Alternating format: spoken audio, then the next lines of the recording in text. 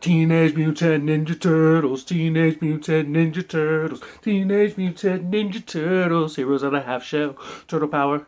Here we go, it's the lean green ninja team. On the scene, cool teams doing ninja things. So extreme from the sewer like laser beams. Get racked with the shell shock pizza kings. Can't stop these radical dudes. Secret of the ooze, myth the chose a few. Emerge from the shadows to make their move. The good guys win and the bad guys lose.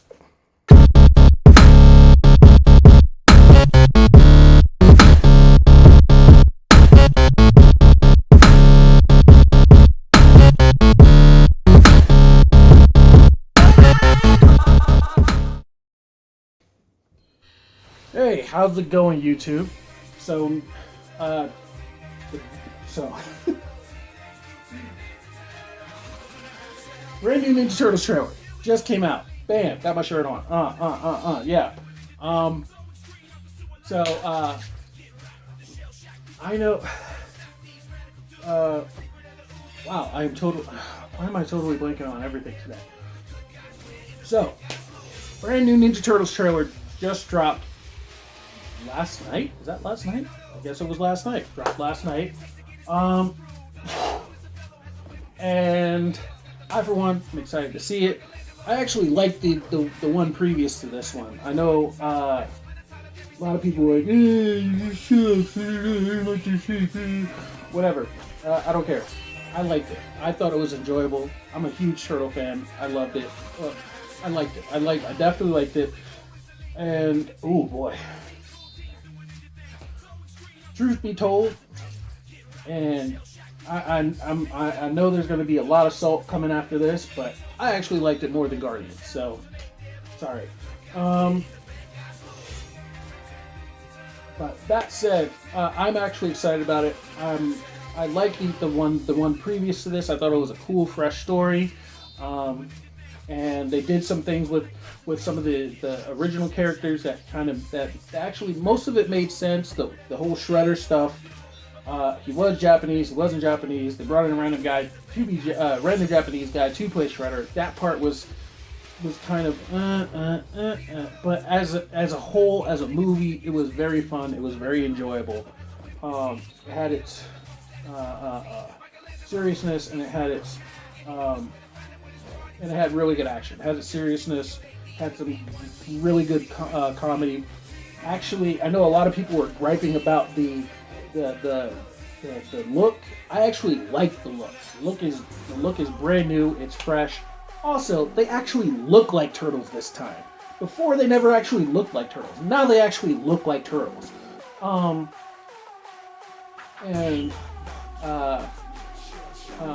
mean, like, if you ever have ever been close to a turtle, you look at its face. Like, turtle faces are pretty flat, just like in the movie. So it's like the people who designed them actually did take a really good look at the turtles and said, okay, well, we'll try and make them look more like turtles this time. And yeah, they were big, they were bulky, and that was the whole point of them being ninjas, was so that, their turtles are bulky and slow. The whole point of them being ninja was that they managed to keep themselves invisible, and that would counteract some of that big bulkiness. And I know a lot of people hated that Splinter learned his ninjutsu from a book, but it made more sense than the original. Now, why I say that is because like 90% of everyone who gets their knowledge from the Turtles, of the Turtles, are only familiar with the old cartoon series, which was probably the worst version of the Turtles ever. And before you hate me for that, I love the old 90s series. I grew up on that series. So I'm not saying it's a terrible version of the Turtles. I'm saying of everything that's out there, it would be the worst.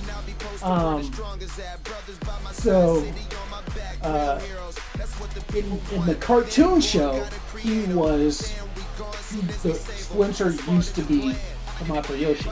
In the original comics, and if you ever see the old movie actually followed the comics, which was that, except the whole thing with them except, no, actually, it was just like the comics in that Shredder shows up and then they kind of kick him off. They didn't actually, in the comics, they didn't have that much trouble with him. That's what I mean to say. So in the comics, they didn't have that much trouble with him. But for the most part, the movie followed the comics, which is that Splinter was Hamato Yoshi's rat. And he was not Hamato Yoshi. He was Hamato Yoshi's pet rat. So, if you read the original comics, or and you saw the movie, you remember that Splinter's story was that he copied Hamato Yoshi's movements as a rat, as a pre-mutated rat. That makes no sense. So, so I like that they had him learning it from a book. And we don't. It's a New York City sewer. How do we know where he got the book from? I mean, there are books out. I'm sure there are ninjutsu books, how-to ninjutsu books out there. But if there's very far and few in between, so I'm sure at some point somebody could have dropped one in there. Dropped one in the sewer out of a bag, or like somebody stole books or whatever it was. Somehow a book ended up there and he found it and he read it. So it actually makes more sense than the original comic story, which was that a pre-mutated rat learned how to do ninjutsu by copying a human's movements. Yeah, that actually, I will take the ninjutsu. I will take him learning ninjutsu from a book over that any day. And then also one of the things I liked about it was one of the cool things about him being if you ever notice the stories, the Ninja Turtle stories, you'll notice that in everything where Splinter was a rat first, he was always a rat. Any of the stories where his background was he was always a rat, there's more elements of family. And in anything where his background is that he was Hamato Yoshi, he's more of their teacher. So that's one of the things I liked about it too, is that by keeping him as a rat, you have that element of family. He's their father, and it just makes it. I actually prefer that slightly more to the Hamato Yoshi, to Splinter originally being Hamato Yoshi, even though in pretty much all the cartoon shows except for 2003, I believe, he was originally a rat, never Hamato Yoshi. And by the way, I would venture to say there have been 3 animated shows. Let's see, there were 3 live-action movies. 4, sorry. There were 3 live-action movies in the 90s. 1 2 years ago, 1 coming up, and 2 animated movies, and 3 cartoon shows, and then that god-awful live-action show that we'll just pretend never actually existed. And the rock concert. I went to the rock concert when I was a kid at Radio City Music Hall, 3rd row. And let's see, so in my opinion, the best out of all of those is probably, actually, yeah, I would say it's the first animated movie. I would say the best of the Ninja Turtles would be the second animated movie, which is the ending movie for the 2003 series, cartoon series, and it's technically the ending for the 2003 cartoon series. And the 2003 cartoon series, in my opinion, was the best of the Ninja Turtle series. If you ever want to see anything that's really like actual really good Ninja Turtle stuff, watch the 2003 cartoon series, because one of the things that I really liked about it was that they just and one of the things that annoyed me the most about the old 90s series was that it solely focused on Shredder, and that was it. It was only Shredder and Krang, and those were the only real bad guys. And it's like, you can't tell me they're going to be fighting this same guy for like 10 years or whatever it is, or 10 seasons. It kind of gets repetitive. So the 2003 series, they've only battled Shredder for like the first 2 or 3 seasons, then it moves on to other stuff. And one of my favorite arcs was the one where they get transported to a different universe, and they are invited to this tournament, and they meet Stan Sakai's. Once again, they meet Stan Sakai's. What's his name? Usagi Miyamoto. Yeah, Usagi Miyamoto, or as most of you might know him, Usagi Yojimbo. Usagi Yojimbo.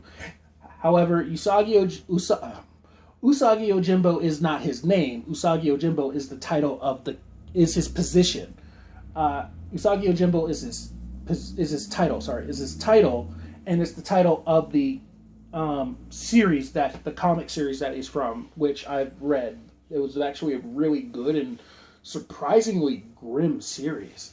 It looks cartoony on the cover. When you actually read it, it's just like, wow, like people getting their heads and limbs chopped off, and yeah. However, there was something that came out of it that was really good, which was it introduced me to the series Lone Wolf and Cub.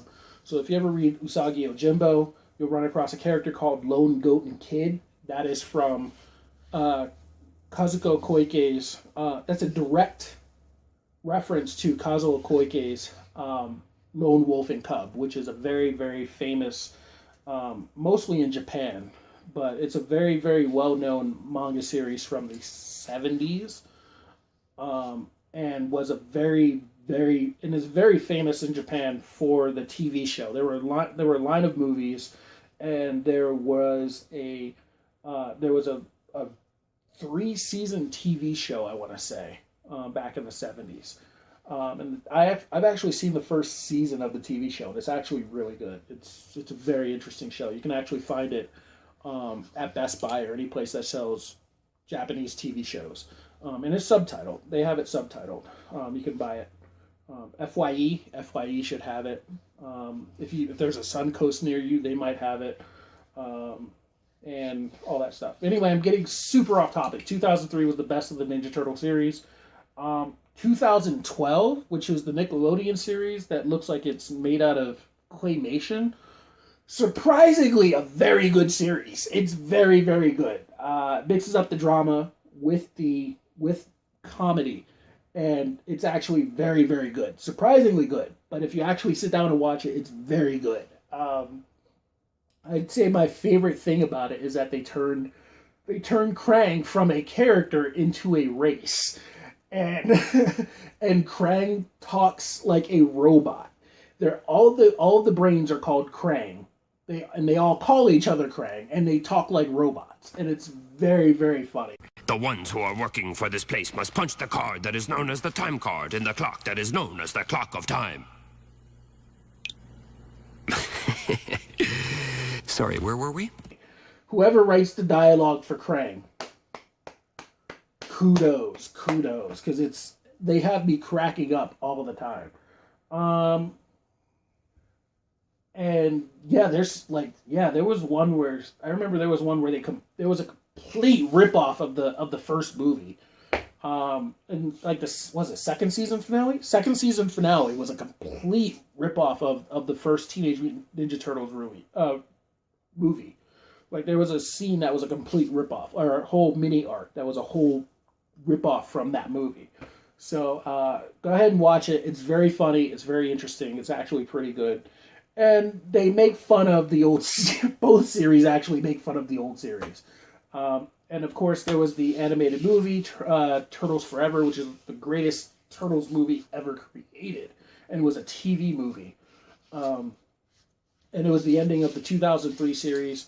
By the way, it did have one bad arc, which was Flash Forward, which was when they go 100 years in the future, and that was terrible. And then I think the season after that, when they got back, was supposedly terrible. I didn't see that though. But the ending movie was awesome. Turtles Forever was absolutely incredible.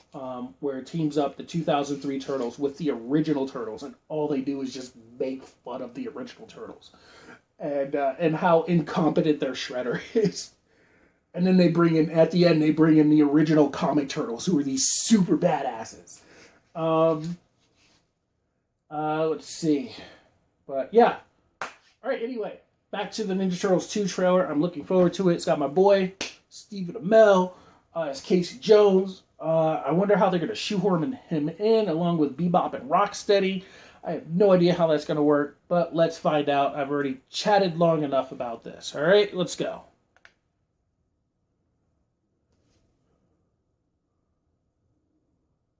It's the Halloween parade, bro. It's like the one night of the year where we fit in. Cool. That was kind of like New Orleans. What part of move in the shadows don't you understand? But it's Halloween, Raph.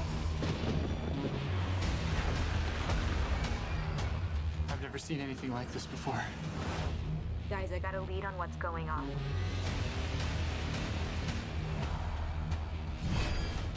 Oh, that's a different Shredder. This is gonna be good!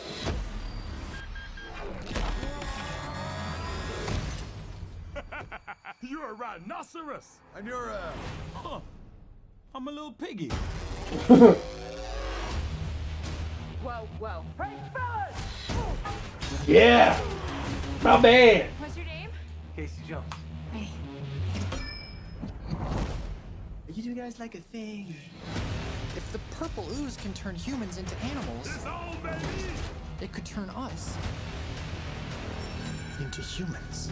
Maybe we don't have to be stuck down here forever. If there's a chance that'd make us human, we're turtles. Whether you like it or not. Gear up, guys. Yo, that's an interesting twist. This isn't working! We keep failing. Keep the team unified, and you shall always succeed. Here we go!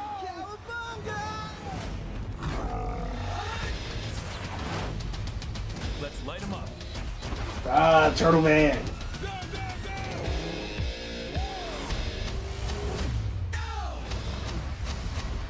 Oh, I always did like that part. This is such a good plan! Don't be getting soft on me now. Of course he would. Oh, this is awesome. Of course he would. Is he coming in kind of fast? Ooh. Well, that went well.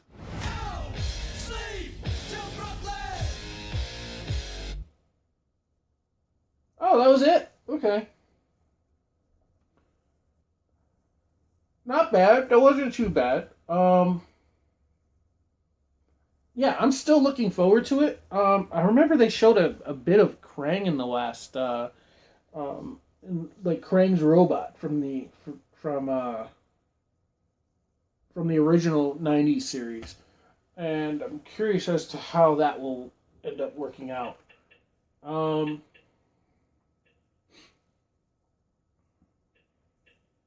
Yeah, so that's actually, I'm very curious to see how this will work out. I feel like that part where they're talking about becoming human. I feel like that was from one of the series. They might have done it in the comics. I don't know. I haven't, to be honest, I haven't read the comics very much, even though I'm a big Turtles fan. But. And part of that is just because I'm. It took me a long time just to even get to comic book stores, and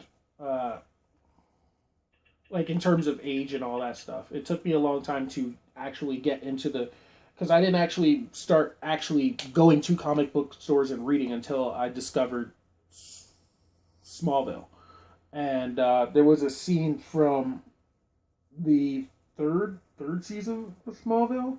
Second or third season of Smallville, where Lex touches this lady and she shows him a vision of his possible future, which was like all these people dead and like blood raining from the sky, and then finally President of the United States, him in the Oval Office, which was like, wait, what?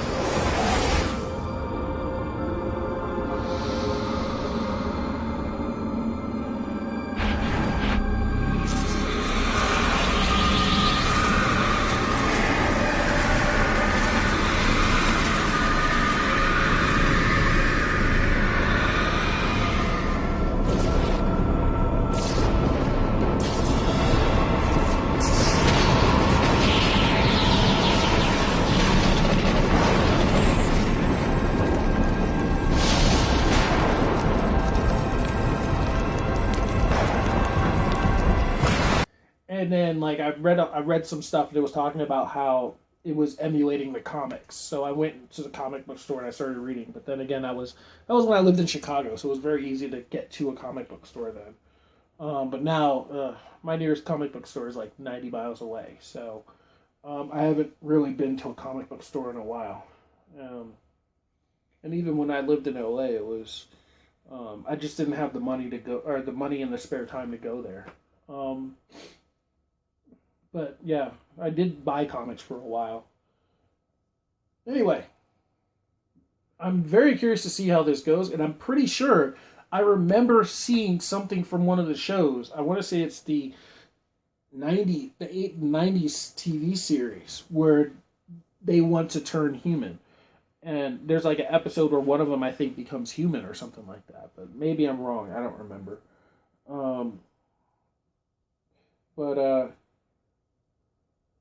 Yeah, I wonder. They didn't show if April is still a reporter.